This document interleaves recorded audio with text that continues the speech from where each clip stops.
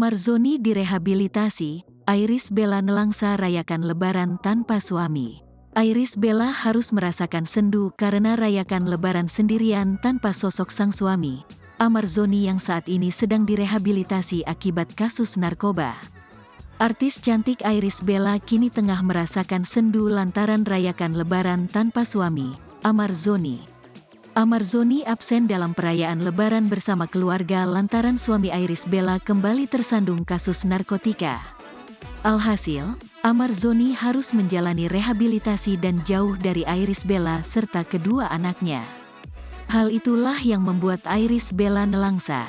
Lewat unggahan Instagramnya, sang artis mengungkap sendu hatinya. Ramadan kali ini berbeda, yang ini istimewa. Belum pernah aku merasakan emosi seperti ini sebelumnya. Kemarahan, kesedihan, kelelahan, penerimaan, ketenangan, dan kebahagiaan. Semua emosi ini berada di atap yang sama,